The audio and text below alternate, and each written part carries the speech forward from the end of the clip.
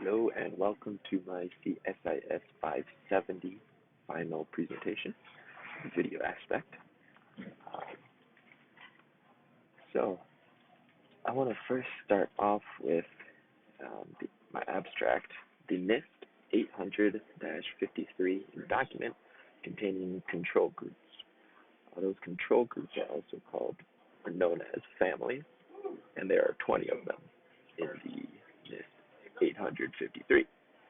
And within those 20 control group families, there are over 1,000 subfamily controls. Now, these security controls protect organizations from cyber threats, especially the NIST 853 is specifically geared towards governmental organizations. There are guidelines to protect from malicious intent and action.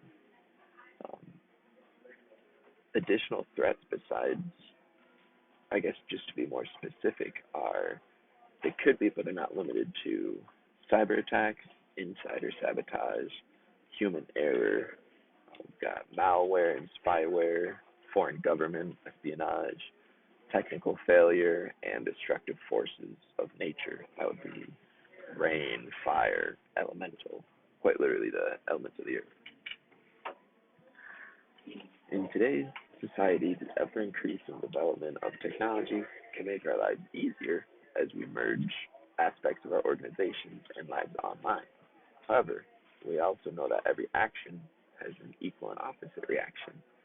That applies to the online cyber security world too. So technology makes our lives easier, but that also opens up the possibility for more cyber attacks, essentially. A little bit more on the NIST 800-53. It is a living and breathing document that is constantly being revised and edited. Um, on a jocular note, for a cybersecurity specialist, it has been referred to as the Bible um, in regards to its relevance in our profession. It's the gold standard, especially when it comes to securing networks and infrastructures with a governmental organization. So the controls, those specific security controls, there are 20 of them. I'll read them for you real quick. They are access control, awareness and training, audit and accountability, assessment, authorization, and monitoring, configuration management, contingency planning, identification and authentication, incident response, maintenance, media protection,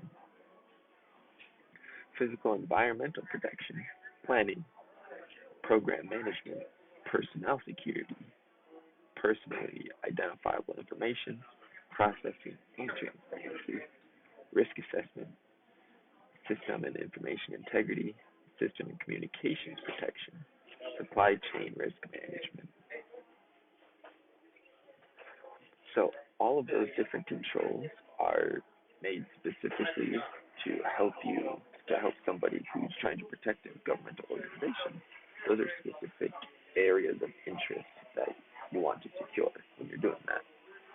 And the NIST 853 guidelines are immense. It's a big book of guidelines. However, it's those 20 controls, knowing what area you specifically want to help secure, that's going to help out your navigation of that book. So you don't necessarily have to read it cover to cover and then figure something out. Let's say you want to really secure physical environmental protection. So you want to protect yourself against natural disasters, floods, fires, and you're not necessarily concerned about awareness and training at this moment. So you would just forward to the physical environmental protection area, and you can just read that chapter, implement what you want to implement, and then you can proceed. The NIST is, each individual organization has its own individual needs. So let's say a governmental organization that's housing top secret files, they're gonna need a lot more um, security controls with a lot deeper regulations because they're when it if a breach were to happen with them, it'd be a lot more impactful negatively than it would if the other organization was housing public record documents. They probably don't need as much security controls because it's not that grave if something leaks because well it's private anyways. Or sorry, it's public domain anyways. So anybody can see it if they want to. So I guess what I'm saying there is each individual organization is different and they can pick and choose what specific controls they want to use for their specific needs. For the sake of length of this video, I will go to the discussion about GA-8 penetration testing. Penetration testing is a specialized type of assessment that's conducted on systems or individual systems and components to identify vulnerabilities um, within that system. The reason that you would do this is to find weaknesses in your own network um, or the network that you're working with. The reason that's important is because if you can find where you're weak at, or where your network is weak, you can then reinforce those weaknesses. So penetration testing is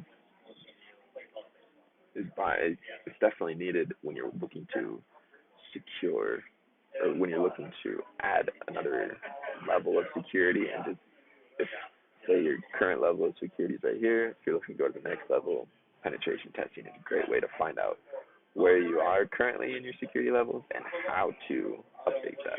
Because once you find all your open ports that you really should close, you find those through penetration testing. Once you find, oh your firewall was really weak and it needs to be updated, you find that because the penetration test is able to get through the firewall that you currently have. And you know that from the report done on the penetration testing.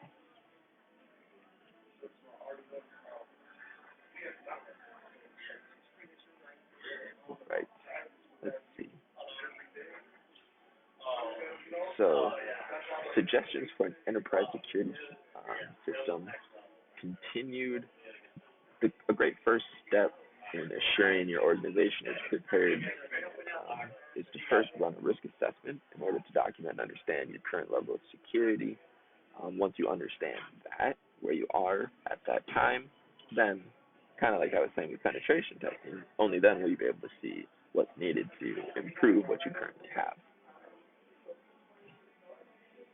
Next step in that process would be to document and plan what your organization would like their security to look like in the future. Once you have that plan in mind, then you can go for it. From there, the security management framework can be constructed to reach your goal. You can't really get to where you're going if you don't have your goal to where you want to be. If you ever, one thing that kind of thought was neat, if you ever think you're just biased in your own thinking and, oh, well, I think we're secure, you can always have a third party run a risk assessment and make sure that you have different angles and different perspectives. It's just like proofreading a paper. After I've written it, I might miss some of the things that I should fix, but if I have a third party review my paper, it might be able to say, hey, fix this line and this line. It's just a unique way to do it. Find more of your security flaws so you can be stronger in the future. So in conclusion, the risk of cyber threats to governmental organizations is increasing at a rapid rate. In order to secure the sensitive information stays with whom and where it belongs, a cybersecurity specialist should follow the controls outlined in the document NIST 800-53. We're on revision 5 and stay up to date with the latest practices illustrated within it. Thank you.